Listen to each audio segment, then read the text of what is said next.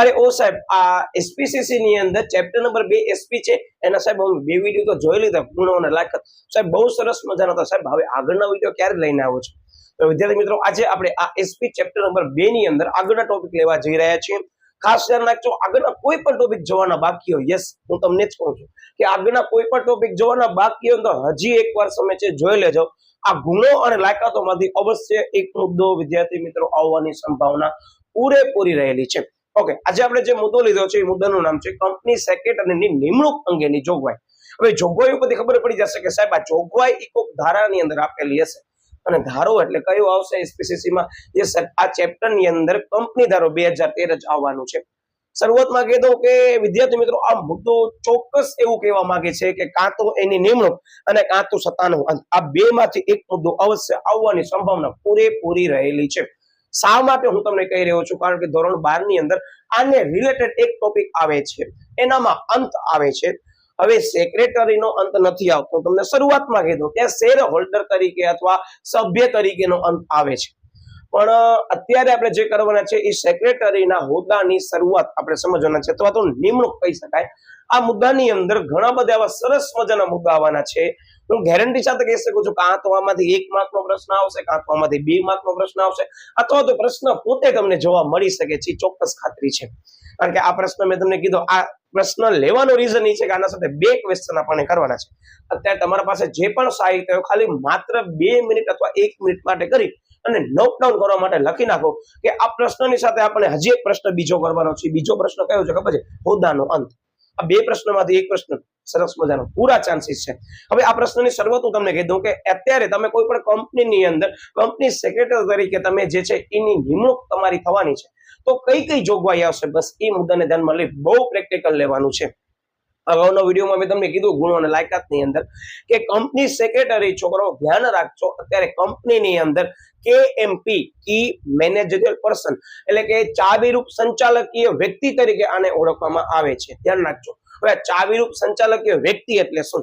અગાઉ ચર્ચા લઈ લીધી છે, પણ હું તમને બહુ શોર્ટમાં કહું તો કંપનીની અંદર 5 વ્યક્તિઓ જે છે, બરાબર, 5 વ્યક્તિ મતલબ કે 5 પક્ષકારો કે જે કંપની સાથે કેએમપી ચાવીરૂપ સંચાલકીય વ્યક્તિઓમાં સમાવેશ કરવામાં આવે છે. જેમાં સૌથી પહેલો બધાને ખ્યાલ હશે, ફરી પાછું યાદ અપાવું છું, રિવિઝન જેવું છે. સૌથી પહેલા કંપનીની અંદર મેનેજિંગ ડાયરેક્ટર છે, એ ચાવીરૂપ સંચાલકીય કેએમપી વ્યક્તિ તરીકે હશે. બીજા નંબરના વ્યક્તિની અંદર કોનો સમાવેશ કરવામાં આવે છે કેએમપી અથવા ચાવીરૂપ સંચાલકીય વ્યક્તિની અંદર? તો છોકરાઓ આ પ્રશ્ન 1 માર્કમાં તમને ટાર્ગેટ કરવા જેવો. તેમાં કંપનીનો સેક્રેટરી છે એ પોતે જ ચાવીરૂપ સંચાલકીય વ્યક્તિ આવશે. પછી કંપનીની અંદર ધ્યાન રાખજો, ત્રીજા નંબરના વ્યક્તિની અંદર કોણ આવે છે? તો ધ્યાન રાખજો, ત્રીજા નંબરના વ્યક્તિની અંદર ધ્યાન રાખજો આવે છે તો પૂર્ણ સમયના ડિરેક્ટર, જેને કહેવાય ફૂલ ટાઈમ ડિરેક્ટર. ત્યારબાદ આવે છે નાણાકીય જે છે અધિકારી હશે એ આવશે, અને પછી જે કંપની ધારાની અંદર જોગવાઈ કરેલી હશે એ વ્યક્તિનો સમાવેશ થશે.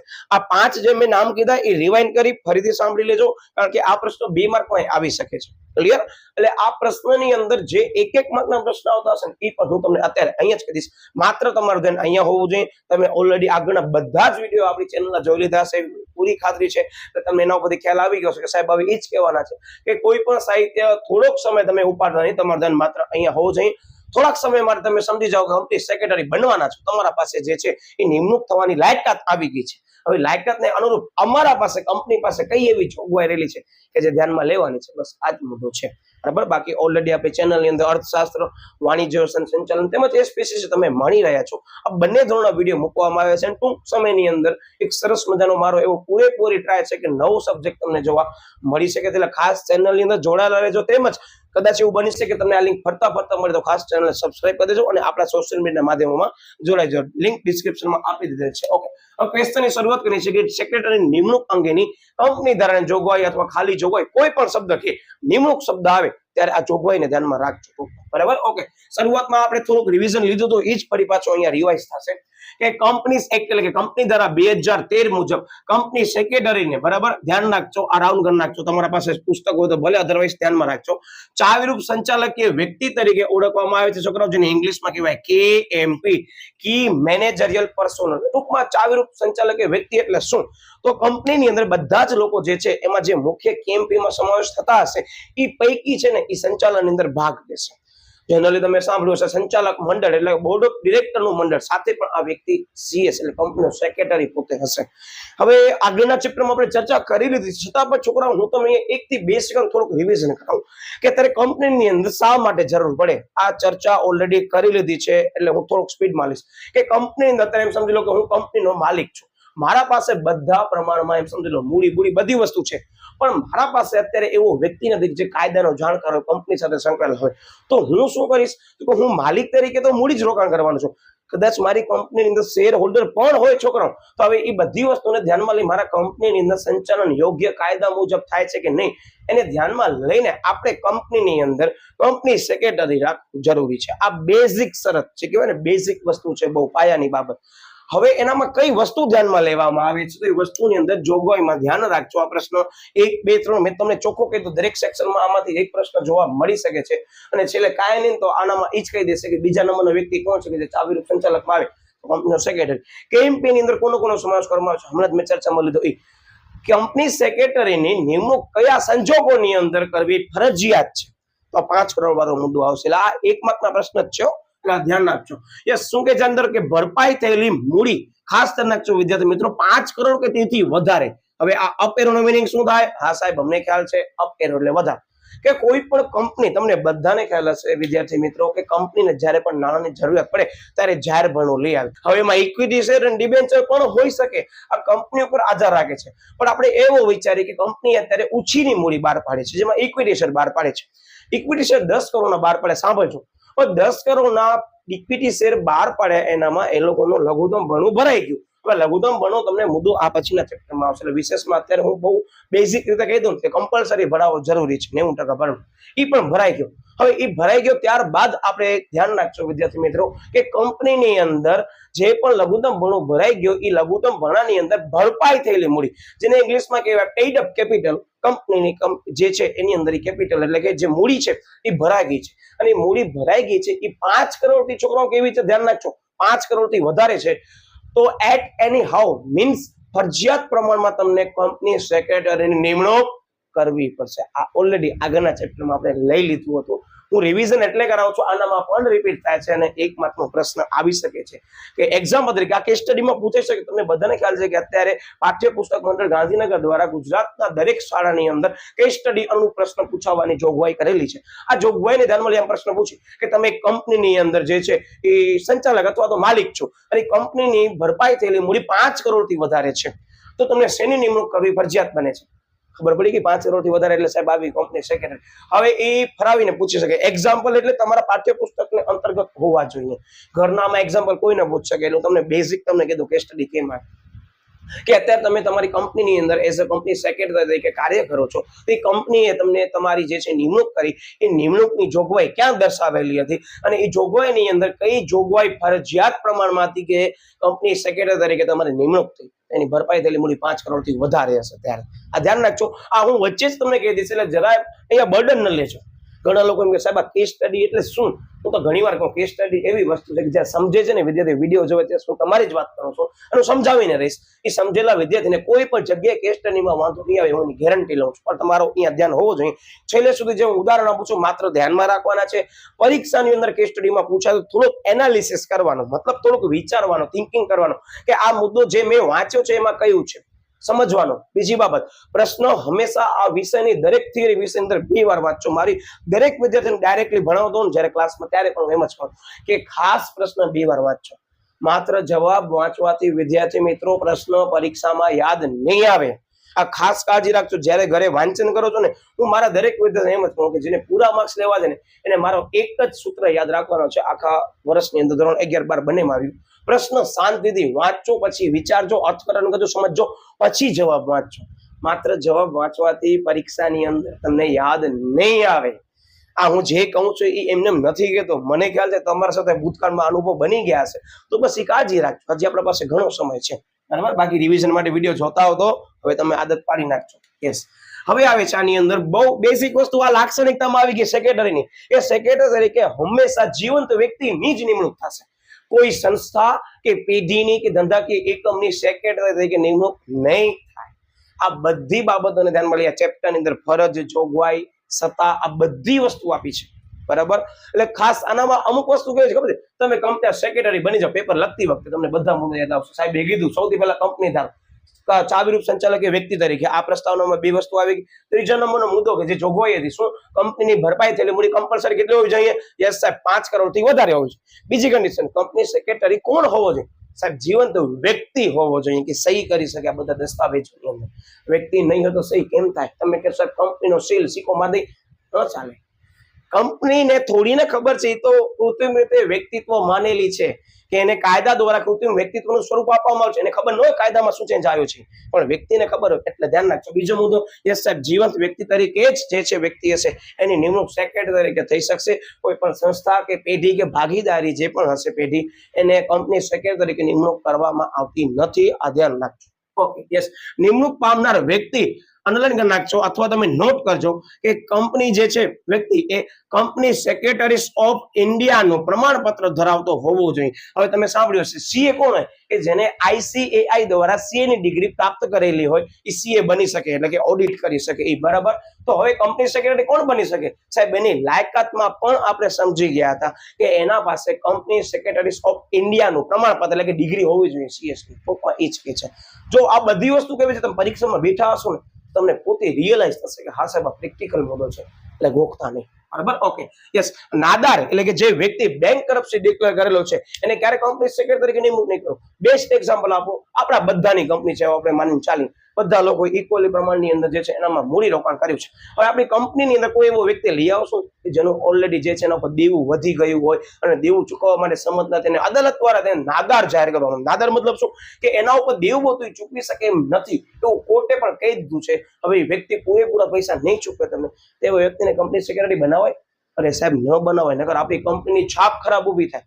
બીજી બાબત શું કે છે આની અંદર, અસ્થિર મગજનું કે જે મેન્ટલી ડિસેબલ્ડ હશે, બરાબર, કે મેન્ટલી ડિસ્ટર્બ હશે એવા વ્યક્તિની ક્યારે પણ આપણે નિમણૂક નહીં કરીએ. કોઈ ગાંડા વ્યક્તિને કંપની સેક્રેટરી બનાવાય નહીં, કારણ કે એના પાસે કાયદાનું જ્ઞાન હશે ને કદાચ અસ્થિર મગજ કોઈ પણ એવું ઇન્સિડન્ટ બને છે કે એક્સિડન્ટ બને છે એના કારણે અસ્થિર મગજનો થાય છે, તો એ વ્યક્તિને કંપની સેક્રેટરી ક્યારે પણ ન બનાવાય. ધ્યાન રાખજો, બહુ બેઝિક વસ્તુ. અને પરીક્ષાની તો તમને જોવાનું કે ભાઈ આપણે કંપની સેક્રેટરી બનવાના છીએ તો આપણી અંદર આ બધી બાબતો ધ્યાનમાં લેવાની છે, એ જ વસ્તુ છે. ઓકે, કે સગીર વ્યક્તિ કે છોકરો જે 18 વર્ષથી ઓછી વયનો હોય, બરાબર, એને સગીર વ્યક્તિ કહેવાય. એ કંપની સેક્રેટરી તરીકે ન હોવા જોઈએ. હવે એક બેઝિક કન્ડિશન તમને કહી દઉં, અત્યારે કોઈ સગીર હોય, બરાબર, 18 વર્ષથી નીચેનો કોઈ પણ બાળક હોય, એના પાસે કંપની સેક્રેટરી ઓફ ઇન્ડિયાની CS ની ડિગ્રીનું પ્રમાણપત્ર હોય? સાહેબ હોય જ નહીં. એટલે ઓટોમેટિક ઉપરની કન્ડિશન જ એવું કહે છે કે આ કન્ડિશન એલિજિબલ નથી, પણ તોય પણ એ લોકોએ મેન્શન કર્યું છે એટલે આપણને લખવાનું છે. બાકી બેઝિકલી બધાને ખ્યાલ આવી જાય કે સાહેબ 18 વર્ષથી નીચેના વયનો કોઈ પણ બાળક હશે, બરાબર, એ બાળકને સગીર કહેવાય અને સગીર પાસે ડિગ્રી જ નહીં હોય એ કંપનીનો સેક્રેટરી ન બની શકે. બટ ઓબ્વિયસ વસ્તુ છે, આ વસ્તુ સમજાવવાની પણ નથી, તોય પણ હું તમને કહું છું, તમે ધ્યાન રાખજો, આ બેઝિક વસ્તુ છે. એટલે જો મુદ્દા નંબર જે અત્યારે મેં અત્યાર સુધી લીધા ને બહુ ઈઝી હતા, હવે ધ્યાન રાખજો. આ મુદ્દો પણ આ જોઈ લો તમે, આ મેં એરો પણ કર્યો છે. આ મુદ્દો એ જ છે કે કંપની સેક્રેટરી પાસેથી KMP એટલે કે કી મેનેજર પર્સનના તરીકેની નિમવાની સહમતિ લેવી પડે, એનો કન્સન્ટ લેવો પડે. સહમતિ એટલે શું? કે તમે મારી કંપનીની અંદર કંપની સેક્રેટરી તરીકે તમે જોડાઓ છો, તમારી નિમણૂક થાય છે, પછી હું તમારા પાસે એક ફોર્મ ભરાવીશ. આ બે ફોર્મ હશે. એક છે MGT 14 નંબરનો ફોર્મ કે મેં તમારી નિમણૂક કરી અને અમે બધાએ ઠરાવ પસાર કર્યો આખે સંચાલક મંડળની અંદર. પહેલો ફોર્મ આ. બીજો ફોર્મ આવે છે MR નંબર 1 એટલે કે MR નંબર 1 ફોર્મ ની અંદર એવું કહેવામાં આવે છે કે તમે CS તરીકે જોડાઈ ગયા છો, ત્યારબાદ અમે તમારી નિમણૂક KMP એટલે ચાવીરૂપ સંચાલક વ્યક્તિ તરીકે કરી છે. આ બે ફોર્મ પરીક્ષાની અંદર આવે છે. હવે આ બે ફોર્મ ક્યારેક MCQ માં આવે છે, ક્યારેક એની સમજૂતી આવે છે કે આ MGT 14 નંબરનો ફોર્મ છે એ શેના માટે ઉપયોગી છે? તો કંપની સેક્રેટરીની નિમણૂક માટે ઉપયોગી છે. MR ફોર્મ નંબર 1 કોના માટે ઉપયોગી છે? એટલે કે લોકો MR નંબર 1 લખી નાખશે ફોર્મમાં. તો MR નંબર 1 ફોર્મ છે એ કંપની સેક્રેટરીની જે છે એ ચાવીરૂપ સંચાલક વ્યક્તિ તરીકે નિમણૂક કરવામાં અને કંપની સેક્રેટરી તરીકે જે આપણે ઠરાવ પસાર કર્યો છે સંચાલક મંડળમાં, આનામાં ઉપયોગી છે. આ બંને ફોર્મ છોકરાનો ખાસ ધ્યાન રાખજો. આના પછીનો મુદ્દો પણ ઈ જ છે, પણ એક વચ્ચે મુદ્દો આવે છે, બેઝિક લઈ લઈએ ખાલી. ઓકે, યસ, કે નિમણૂક કરવા માટે કરી અને સંચાલક મંડળની અંદર બોર્ડ ઓફ ડિરેક્ટર જેને આપણે કહીએ. હવે ઘણીવાર તમારા પાઠ્યપુસ્તકની અંદર બોર્ડ ઓફ ડિરેક્ટરનું મંડળ લખેલું હશે, કેટલીક વાર એનો ટ્રાન્સલેશન ગુજરાતીમાં કરી લખ્યો હશે સંચાલક મંડળ. બોથ આર સિમિલર, બરાબર, બંને સેમ જ છે એમ કહી શકાય, પણ તમે ધ્યાન રાખજો કેટલીક વાર એ લોકો શબ્દનો પ્રયોગ અલગ કરી શકે છે. Okay, yes. એની સભામાં છોકરો ધ્યાન રાખજો, ઠરાવ એટલે એક રિઝોલ્યુશન પસાર કરવું પડે. એક્ઝામ્પલ તરીકે તમને સમજાવવા મુદ્દો શું કહેવા માંગે છે. આપણા બધાની કંપની છે, મેં તમને કીધું છે એક્ઝામ્પલ કન્ટિન્યુ. એક વ્યક્તિ અહીંયા ઉભો છે કે જેની કંપની સેક્રેટરી તરીકે નિમણૂક કરવાની છે, તો આપણે પહેલા વિચારવું તો પડશે ને આપણા બોર્ડ ઓફ ડિરેક્ટરના મંડળની અંદર કે આ વ્યક્તિની કંપની સેક્રેટરી તરીકે આપણે નિમણૂક કરવાના છે, એના અંગે ઠરાવ પસાર કરો, વ્યક્તિ બરાબર છે કે નહીં બધી રીતે આપણે ચેક કરશું. આગળ જે આપણે મુદ્દો કર્યો ગુણ અને લાયકાત એ વાળો એ થઈ જશે, પછી આપણે ઠરાવ પસાર કરશું. ઠરાવ એટલે એક પ્રકારનું રિઝોલ્યુશન કે જેમાં બધાની સંમતિ હશે બોર્ડ ઓફ ડિરેક્ટરની કે ના આપણે કંપનીની અંદર કંપની સેક્રેટરી તરીકે નિમણૂક કરવી પડશે એક વ્યક્તિની, બરાબર, જે આ વસ્તુ છે. Okay, yes. પછી શું કે અંદર કે એનામાં શું કરશું ઠરાવમાં, એમને ઠરાવ પસાર કરી નાખશું કે હા સાહેબ આપણે કંપની સેક્રેટરી, ના, આમાં ધ્યાન રાખજો કઈ કઈ બાબતનો સમાવેશ થાય છે. આ પ્રશ્ન પણ 1 માર્કમાં આવી શકે છે. તો સૌથી પહેલાનો મહેનતાણું, એને રેમ્યુનરેશન કેટલું આપવું, બરાબર, યસ. પછી શું કહે છે અંદર મેમ્બરશિપ નંબર શું હશે એ બધા મેમ્બરશિપ નંબર એને આપવા પડશે. આની વિસ્તૃત જે છે સમૃદ્ધિ આગળ તમને આવવાની છે. જે વસ્તુ તમને કીધું ને ધોરણ 12 માં આવશે. અત્યારે સેક્રેટરી હોય ને એને અલગથી એક નંબર આપવામાં આવે, એની વિસ્તૃત ચર્ચા ડિરેક્ટરના મુદ્દામાં આપણે લેશું, અત્યારે છે નહીં એટલે લેતા નથી. પછી એની શરતો, બરાબર, ટર્મ્સ એન્ડ કન્ડિશન કે ભાઈ તમે કંપની સેક્રેટરી તરીકે નિમણૂક પામવાના છો, આ શરતો તમારી ધ્યાનમાં લેવાની છે. એટલે આ 3 બાબતનો સમાવેશ કરવામાં આવે છે. પરીક્ષા અંદર શાંતિથી પૂછાય પ્રશ્ન બેસવાનો. સૌથી પહેલા મુદ્દો સાહેબે કીધું જોગવાઈ એટલે કોઈ પણ કંપની ધારો હશે, એટલે કંપની ધારો કયો સાહેબ 2013. બીજો મુદ્દો એની જોગવાઈમાં સૌથી પહેલી જોગવાઈ શું થશે સાહેબ, ફરજિયાત તમે કીધું 5 કરોડથી વધારે ભરપાઈ થયેલી મોડી હોવી જોઈએ. બીજી વસ્તુ સાહેબ અમે શ્વાસ નહીં, જીવંત વ્યક્તિની નિમણૂક કરવાની આવે છે. ત્રીજા નંબરનો મુદ્દો શું આવશે તો કે એને કેએમપી તરીકે પણ લેવાનો છે. ચોથા નંબરનો મુદ્દો શું આવશે, આ વ્યક્તિ ન હોવો જોઈએ, નાદાર, અસ્થિર મગજનો અને સગીર ન હોવો જોઈએ. 5મા નંબરનો મુદ્દો શું આવે છે, કેએમપી તરીકે નિમણૂક કરવાની છે. આ મુદ્દો આવ્યો ક્યાંથી સાહેબ, ખરેખર પ્રસ્તાવનામાંથી આપણે લીધો ને ઈ જ આવે. હવે એના પછી લેવાનું છે કે આને નિમણૂક કરવા માટે કરી આપણે શું પસાર કરશું સાહેબ, આપણે ઠરાવ પસાર કરશું. એમાં તો કે સંચાલક મંડળની સભામાં ઠરાવ પસાર કરશું. અને ઠરાવમાં શું નાખીશું સાહેબ, એનું મહેનતાણું શું છે, એની શરત શું છે, એનો જે મેમ્બરશિપ નંબર છે કેવી રીતે આપવાનું છે, આ બધી વસ્તુને આપણે ઠરાવ પસાર કરશું. અને ઠરાવ પસાર કર્યા પછી હવે કામનો મુદ્દો છોકરાઓ, આ મારી દ્રષ્ટિએ મોસ્ટ ટાઈમ એટલે છે કે આ પ્રશ્નમાંથી જો 2 માર્ક 3 માર્કનો પ્રશ્ન નહીં આવે કે 4 માર્કનો પ્રશ્ન નહીં આવે તો ગેરંટી દઉં છું છોકરાઓ અહીંયા આ 1 માર્કનો પ્રશ્ન આવી શકે છે. જેમાં એમજીટી ફોર્મ નંબર 14 સાથે એક બીઓડી નો ઠરાવ અને કેએમપી તરીકેની સંમતિનો આપણે એક પસાર કરશું. આ ફોર્મ જ છે તમને કહી દઉં. અને આ પ્રશ્ન 1 માર્કમાં ઘણી બધી વખત પૂછાય છે, નોટ કરજો, ઘણી બધી શાળાકીય કક્ષા. યસ. પછી એમઆર ફોર્મ નંબર 1 આ જ વસ્તુ છે છોકરાઓ, પણ આનામાં કેએમપી તરીકેની આપણે એની શું લેવાના છે, કેએમપી તરીકેની એની સંમતિ લેવાના છે. અને પ્લસમાં સંચાલક મંડળની અંદર જે બીઓડી નો ઠરાવ હશે એ તો આવશે જ, પણ કોના સંદર્ભમાં આવશે તો ખાસ હું તમને અહીંયા અલગ પેથી નોટ ડાઉન કરાવી દઉં, તમને એક મિસઅન્ડરસ્ટેન્ડિંગ ન થાય એને ધ્યાનમાં લઈને. આ છે છોકરાઓ નિમણૂક માટે કે કંપની સેક્રેટરી નિમણૂક માટે ઠરાવ પસાર કર્યો અને પછી કેએમપી તરીકેની સંમતિ લીધી ઠરાવની અંદર. સેનામાં તો કે બોર્ડ ઓફ ડિરેક્ટરના ઠરાવની અંદર. ને હવે એની આપણે નિમણૂક કેએમપી તરીકે કરવાના છે, એની સંમતિ. એટલે મિસ્ટર 1 એટલે કે એમઆર ફોર્મ નંબર 1, મિસ્ટર તમને યાદ રહે એટલે મેં કીધું છે, પરીક્ષામાં લખતા નહીં. યસ. અને આનો જે સંમતિ લીધી હશે એ જે સંમતિ લીધી એ જે ઠરાવ છે છોકરાઓ, એ ખાસ ધ્યાન રાખજો કે રજિસ્ટ્રાર જે છે કંપનીનો એના પાસે 60 દિવસમાં નોંધાવવું પડે છે. ફરી પાછું એક મુદ્દો 1 માર્કમાં આવે, કેટલા દિવસમાં તો કે 60 દિવસની અંદર. ટૂંકમાં બહુ બેઝિક વસ્તુ હું તમને સમજાવવાની ટ્રાય કરું, પ્રશ્ન પૂરો થઈ ગયો છે. પણ આનામાં કેમ યાદ રાખવાનો હવે આ મુદ્દો, સૌથી પહેલા સાહેબ એમજીટી 14 નંબર પ્રમાણે એઝ અ કંપની સેક્રેટરી તરીકે આપણે આ વ્યક્તિ જે ઊભા હશે એની આપણે નિમણૂક કરી. અને આ જે નિમણૂક કરી એમાં બોર્ડ ઓફ ડિરેક્ટરનો જે સંચાલક મંડળની અંદર જે ઠરાવ છે એ આપણે પસાર કર્યો. એના પછીનો મુદ્દો સાહેબ કે એનામાં એમજીટી 14 નંબરનો ફોર્મ તો થઈ ગયો, હવે સાહેબ એમઆર ફોર્મ નંબર 1 કે જેની અંદર હવે એ વ્યક્તિ છે એની ચાવીરૂપ સંચાલક વ્યક્તિ તરીકે નિમણૂક કરીને ઠરાવ પસાર કર્યો અને એ કંપની રજિસ્ટ્રાર પાસે 60 દિવસની અંદર નોંધાવવું પડે. આ વસ્તુ તમે ધ્યાન રાખજો. આ 2 મુદ્દા જે મેં તમને કીધા હું સાઈડમાં આવી જાઉં, અવશ્ય તમે આનો સ્ક્રીનશોટ લઈ લેજો, આમ તમને યાદ રાખવાનું છે. બહુ ઈઝી મુદ્દો છે. આના પછી આપણે વિદ્યાર્થી મિત્રો મુદ્દો લેવાના છે એ કંપની સેક્રેટરીના હોદ્દાની જેમ અત્યારે કેમ જોગવાઈ અને નિમણૂક હતી એમ હવે એનો અંત. આ બંને પ્રશ્ન નોટ કરી નાખો, તમને સાથે કરવા પડશે. જો બહુ ઈઝી લાગશે તમને, એમ જ લાગશે આ તો ઓપોઝિટ છે, પણ હા કરવું પડશે. અને અંતવાળો મુદ્દો ખાસ કરજો, આ મુદ્દો કામનો છે, પણ આનામાંથી કદાચ 1 માર્કનો પ્રશ્ન આવે છે તો અંતવાળો પ્રશ્ન 3, 4 અથવા 2 માર્કમાં આવશે. જો આનામાંથી 3, 4 માર્કનો પ્રશ્ન આવે છે તો અંતવાળા મુદ્દાને લોકો કેસ સ્ટડીમાં પૂછી શકે. હવે આ કેસ સ્ટડીમાં કેમ પૂછી શકે એની ચર્ચા આપણે વિડીયોમાં કરવાના છીએ. મળીએ છીએ ફરી પાછો નવો ટોપિક સાથે. ત્યાં સુધી બાય બાય.